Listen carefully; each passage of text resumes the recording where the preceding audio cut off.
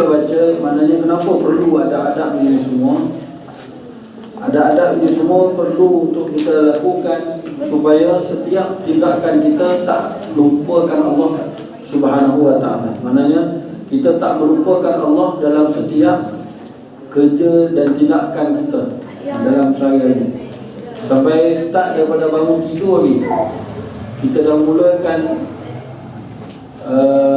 bangun tidur kita itu dengan berzikir, mengingati Allah Subhanahu wa ta'ala. Kemudian selepas bangun tidur biasanya orang akan masuk tandas. Jadi masuk tandas itu ada adab dan juga ada doa dia.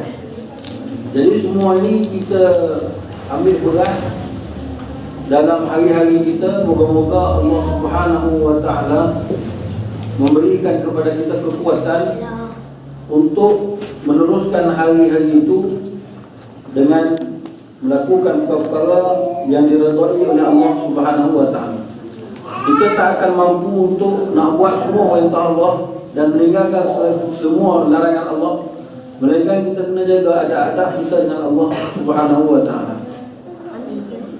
Jadi adab masuk ke dalam tandas, Imam Ghazali menyebut, terjemahannya seperti inilah: apabila engkau mahu masuk ke dalam tandas untuk menunaikan hajatmu, maka dahulukanlah kakimu yang kiri, dan ketika engkau keluar daripadanya, maka dahulukan kakimu yang kanan, dan janganlah engkau membawa sesuatu yang ada pada tulisan nama Allah dan Rasul-Rasulnya, dan jangan pula engkau masuk ke dalam tandas dengan keadaan tidak menutup kepala atau tidak berkasut, dan baca olehmu ketika nak masuk ke dalam tandas itu doa.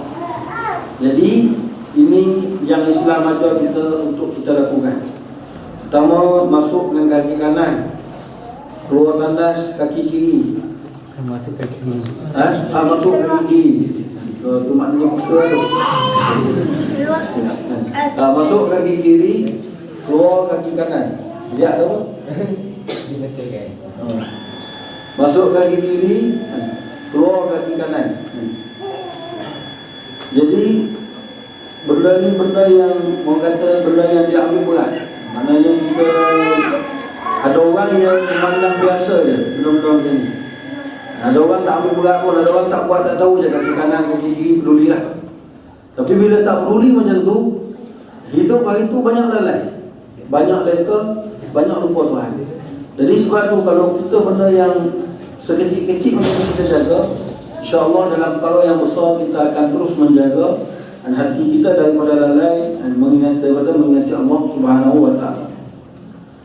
Kemudian jangan sekali-kali lah kita bawa masuk nama Allah ataupun nama-nama Rasul-Rasul Allah Subhanahu wa ta'ala ke dalam tandas. Ini adab lah, maknanya masuk nama Allah.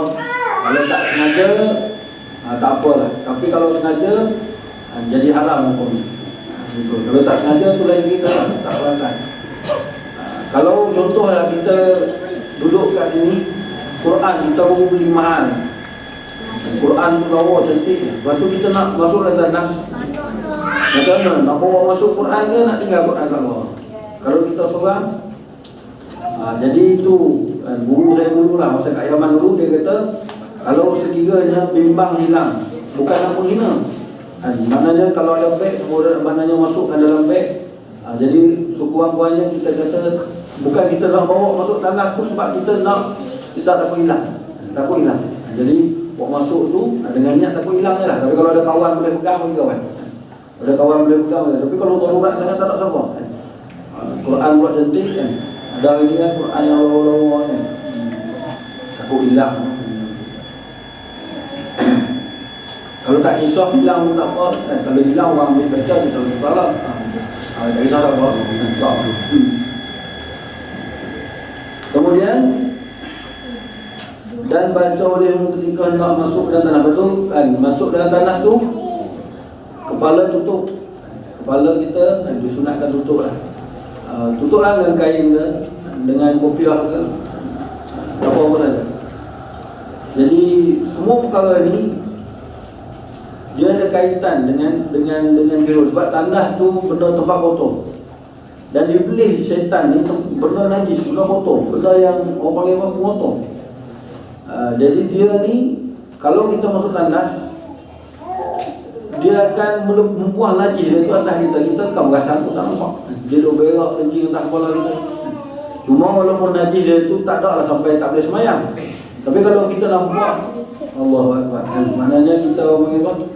Kalau kita boleh duduk dalam keadaan ini, maknanya kita kata dikencing oleh iblis, diberak oleh iblis. Jadi kita boleh elakkan lah. Jadi kita tutup kepala tu, ada adab dia lah. Moga-moga Allah Subhanahu Wa Taala pelihara kita. Kemudian masuk baca doa. Baca doa Bismillahirrahmanirrahim minal rijzin najis al-khabisil mukhbis asy-syaitanir rajim. Dengan nama Allah aku berlindung dengan Allah daripada kotoran najis yang keji dan jahat lagi suka menyuruh orang lain berbuat kejahatan, iaitu syaitan yang terkutuk. Kalau kita tak ingat doa ni, baca doa yang selalu kita baca itulah Allahumma inni a'udzubika minal khubuthi wal khaba'ith pun tak apa. Minta berlindung dengan Allah daripada dan syaitan jin dan juga syaitan jantan dan berzina.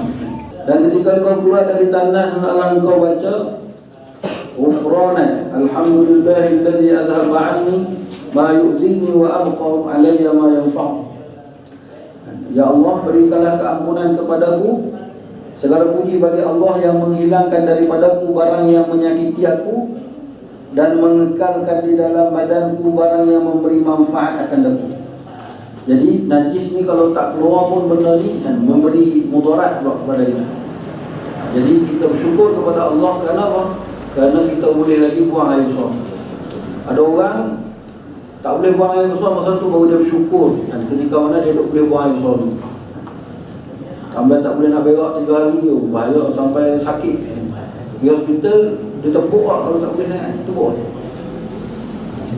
Ke dia bagi ubat. Bagi ubat kalau tak boleh juga tepuk lah. Itu. Jadi itu panggil apa? Nikmat lah. Kalau kita panggil boleh lagi buang air besar. Jadi sebab tu kita bagi syukur kita kepada Allah Subhanahu Wa Taala yang masih lagi memberikan kepada kita kemampuan untuk nak bersuci daripada najis-najis tadi.